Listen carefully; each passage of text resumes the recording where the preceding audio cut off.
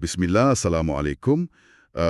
Cuba anda bayangkan seorang pelajar universiti yang cemerlang, pendiam, sentiasa nampak bawa buku-buku agama. Nampak macam anak muda yang sangat ideal kan?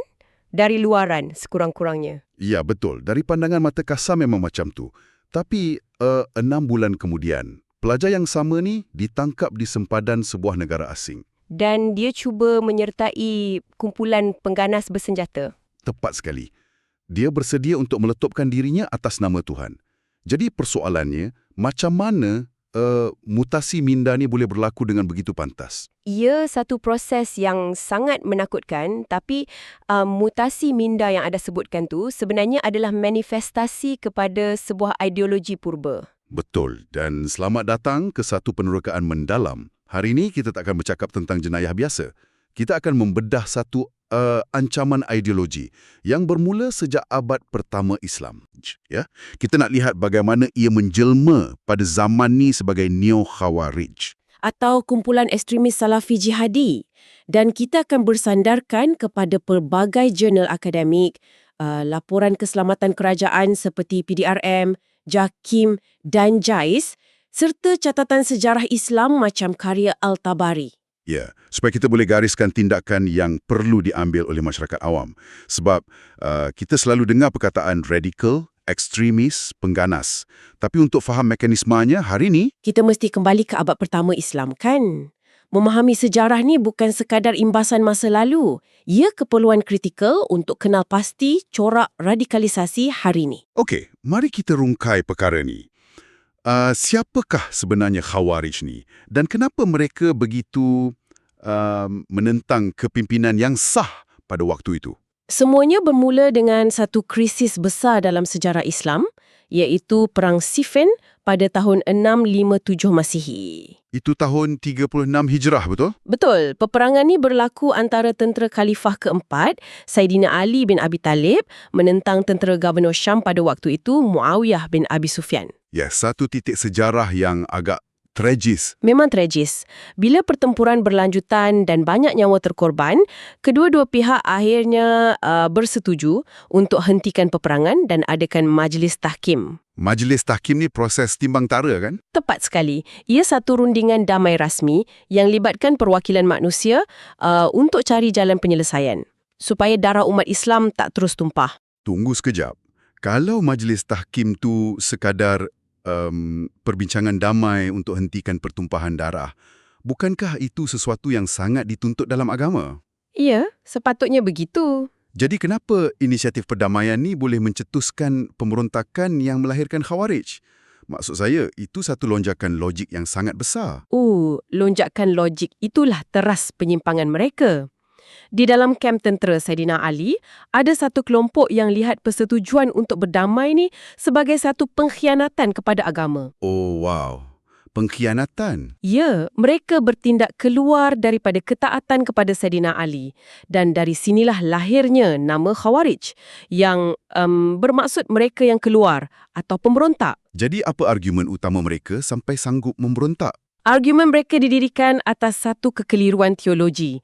Mereka berhujah bahawa manusia sama sekali tak berhak menjadi hakim dalam urusan pemerintahan. Jadi, mereka gunakan nas agama untuk batalkan proses pentadbiran manusia. Macam mana mereka justifikasikan tindakan menentang seorang khalifah yang sah? Golongan ni sebenarnya sangat jahil dalam pentafsiran nas agama. Mereka ni rajin baca Al-Quran, tapi faham secara harfiah atau literal. Tanpa mengambil kira konteks atau ijtihad, ya? Betul.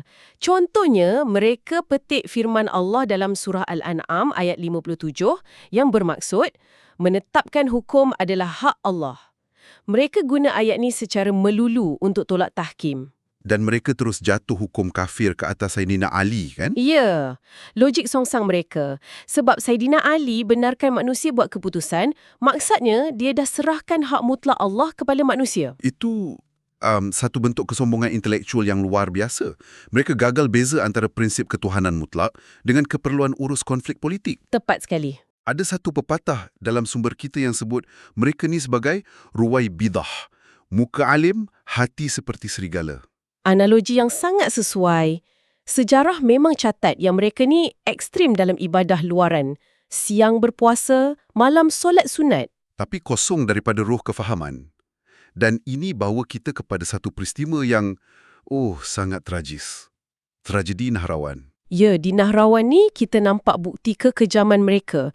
Mereka sanggup bunuh orang awam yang tak sehaluan dengan pandangan politik mereka. Sebahagian perincian tu, memang menyayat hati. Macam kes sahabat Nabi, Abdullah bin Khabbab. Betul, mereka tahan dia dan isterinya di jalanan. Dan isterinya sedang sarap mengandung kan? Hanya sebab Abdullah tolak ideologi pengkafiran mereka, mereka bunuh dia dan dengan kejamnya belah perut isteri dia. Dan mereka bunuh janin tu sekali. Semua ni dihalalkan semata-mata atas nama menyucikan agama. Ia bukti empirikal macam mana ideologi ni melumpuhkan akal sihat. Mematikan rasa empati secara total. Bila mereka dah label seseorang tu kafir, secara psikologi mangsa tu dilucutkan hak kemanusiaan. Ya, betul. Kalau kita lihat corak ni, analogi yang paling dekat bukanlah virus biasa. Ideologi ni macam Trojan horse dalam sistem komputer. Oh, menarik. Macam mana tu? Ia menyamar sebagai file sistem yang selamat. Dalam konteks ni, ia menyamar sebagai ketakwaan, ayat suci. Penyamaran ni lepas daripada antivirus minda kita, iaitu pemikiran kritikal. Faham. Bila ia berjaya masuk, ia tulis semula kod asas manusia. Padam fail belas kasih dan gantikan dengan kod kebencian mutlak. Bening Trojan horse tu memang tepat. Perisian hasad ni mengeksploitasi kelemahan macam kejahilan, perasaan terpinggir dan keinginan nak cari jawapan mudah dalam dunia yang kompleks. Tapi di sinilah ia menjadi sangat menarik ya. Ideologi ni tak terkubur di Nahrawan. Sebaliknya, ia berevolusi. Betul. Sebuah Trojan horse perlukan peranti baru untuk wujud. DNA Khawarij purba ni diwarisi oleh kumpulan pengganas moden hari ini. Kumpulan yang kita gelar Neo-Khawarij. Ya, kumpulan macam Daesh atau ISIS, Al-Qaeda dan Jemaah Islamiyah. Mereka ni berselindung di sebalik nama Salafi Jihadi. Walaupun sebenarnya ulama lebih suka panggil mereka pseudo-Salafi kan?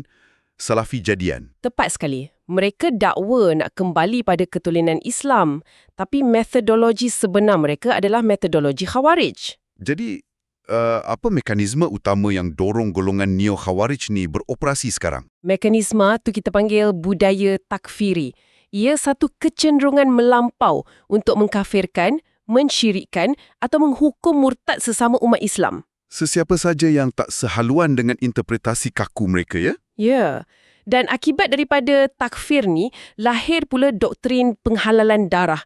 Maksudnya, nyawa dan harta orang yang mereka label kafir tu halal dirampas. Ya, betul. Jadi, mereka guna ini untuk tentang pemerintah moden juga. Betul. Mereka anggap kerajaan moden sebagai tagut, entiti sesat. Dan mereka tolak sistem demokrasi secara total. Sebab mereka nampak undi itu macam mengangkat manusia jadi penggubal undang-undang. Sama macam kes Majlis Tahkim dulu. Ya, hujah yang sama diulang kembali. Tapi ada satu kontradiksi besar di sini. Adakah wajar kita anggap kelompok yang lantang laung slogan agama ni sebagai pejuang sejati, sedangkan mangsa utama kekejaman mereka umat Islam sendiri? Itu paradoks terbesar mereka. Mangsa letupan bom mereka majoritinya umat Islam.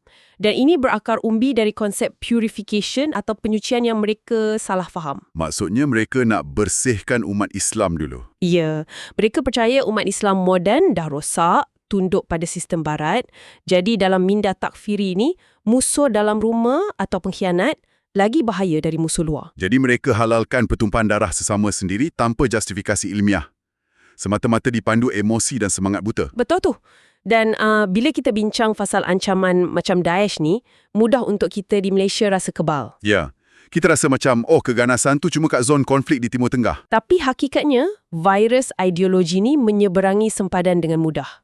Ia dah jangkiti fabrik masyarakat kita di Malaysia. Jadi, macam mana malware ideologi ni menyusup masuk ke dalam negara kita? Serangan pertama mereka di Malaysia selalunya disasarkan kepada amalan tradisi Ahli Sunnah Wal Jamaah atau Aswaja. Oh, maksudnya mereka tak mula dengan bom, tapi mula dengan memecah belahkan amalan masyarakat dulu. Tepat sekali. Mereka akan mula serang amalan komunal macam bacaan Yasin, tahlil, sambutan Maulidur Rasul, berzikir. Mereka labelkan semua tu sebagai bid'ah dan sesat, kan? Ya, mereka pukul rata tuduh individu yang amal perkara tu pelaku syirik dan ahli neraka. Bayangkan kesan praktikalnya. Oh, tradisi macam kenduri tahlil di kampung yang dah rapatkan jiran tetangga berpuluh tahun. Tiba-tiba datang anak muda yang baru dengar ceramah di internet, terus haramkan dan label sesat. Ia wujudkan kasta spiritual. Anak muda tu rasa lagi suci dari ibu bapanya. Dan inilah langkah pertama radikalisasi, memutuskan dia dari komuniti sokongannya. Betul, penasingan sosial. Bila dah terputus dari nasihat keluarga, mereka jadi sasaran mudah untuk direkrut ke tahap lebih radikal. Saya ada baca data keselamatan kerajaan yang agak membimbangkan. PDRM melaporkan peningkatan 200% penglibatan rakyat Malaysia dalam aktiviti Daesh. Ya, cawangan khas I8 PDRM yang keluarkan data tu. Ia lonjakan yang sangat merisaukan. 200%. Macam mana perekrutan berskala besar macam ni boleh berlaku bawah hidung kita? Puncanya eksploitasi digital. Media sosial dan internet tanpa tapisan. Daesh ni pandai. Mereka ubah propaganda jadi produk pop culture. Contohnya macam majalah Dabik tu kan? Ya, majalah digital Dabik, visualnya sangat berkualiti, macam majalah gaya hidup barat, tapi diselit dengan manipulasi agama. Maksudnya, ia bukan macam manifesto pengganas yang ditulis dalam gua. Ia direka untuk tarik belia yang tengah cari identiti, pancing simpati melalui isu penderitaan umat. Tepat. Dan dihantar terus ke skrin telefon pintar dalam bilik tidur anak-anak muda kita. Dan selain internet, laporan tu juga sebut fasal pendedahan pelajar kita di luar negara. Ya, segelintir pelajar Malaysia yang pulang dari pengajian di Timur Tengah terdedah kepada pengaruh Islam politik tegar di sana. Mereka bawa balik budaya takfiri itu ke tanah air. Betul, menolak masyarakat majmuk dan bersimpati dengan negara Islam militan. Ada satu lagi pendedahan yang sangat meruntun jiwa. Pengeksploitasian wanita Malaysia melalui apa yang dipanggil jihad nikah. Ya. Ini tunjukkan kelicikan manipulasi psikologi mereka. Mereka tak jual naratif keganasan pada wanita. Habis tu, mereka jual apa? Romantisisme. Ya, romantisisme dan penebusan dosa. Mereka janjikan kemuliaan spiritual. Kononnya akan dapat tempat istimewa di syurga kalau kahwin dengan pejuang suci Daesh. Jadi, wanita-wanita ni diumpan dengan ilusi negara utopia, sanggup musafir merentasi sempadan tanpa mahram. Dan realitinya di sana sangat menakutkan. Mereka sering jadi mangsa eksploitasi seksual, kehilangan segala hak asasi. Memang mengerikan. Jadi, apa maksud semua ni untuk pendengar kita? Bagaimana kita sebagai masyarakat awam nak bina benteng pertahanan? Di peringkat pihak berkuasa, inisiatif bersepadu memang giat dijalankan. PDRM, khususnya I8, sentiasa pantau dan lumpuhkan ancaman ni. Institusi agama pun main peranan penting kan?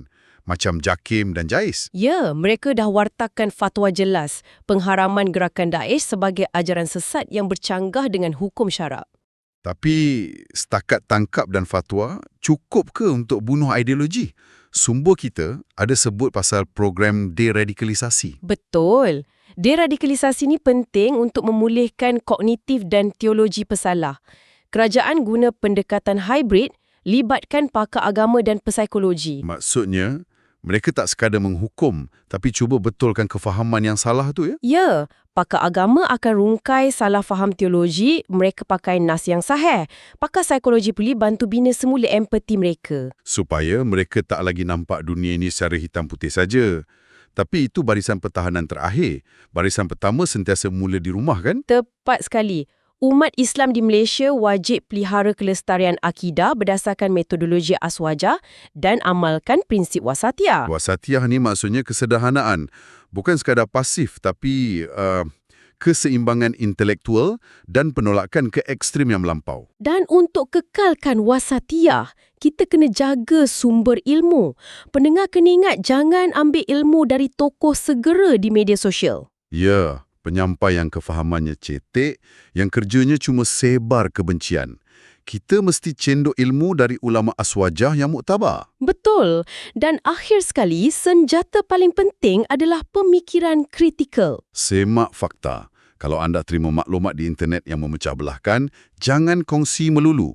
Kumpulan ni memang pakar eksploitasi emosi. Ya, amalkan tabajun. Tapis maklumat tu. Dan kalau anda perasan kawan atau ahli keluarga mula memencilkan diri dan suka kafirkan orang, Itu loceng amaran yang perlukan tindakan segera. Kesimpulannya, faham sejarah Khawarij ajar kita yang bahaya terbesar selalunya datang dari pemahaman agama yang dangkal dari dalam umat itu sendiri. Ya. Sebagai rumusan penerokaan kita, ancaman Khawarij bukan sekadar lipatan sejarah purba. Ia ideologi ekstremisme yang dah bermutasi jadi ancaman keselamatan tempatan dan global. Kunci keselamatan kita adalah gabungan keteguhan akidah, sifat wasatiyah dan penolakan mutlak fahaman sempit yang memecah belakan. Betul. Dan sebelum kita tamatkan sesi ini, saya nak tinggalkan pendengar dengan satu renungan.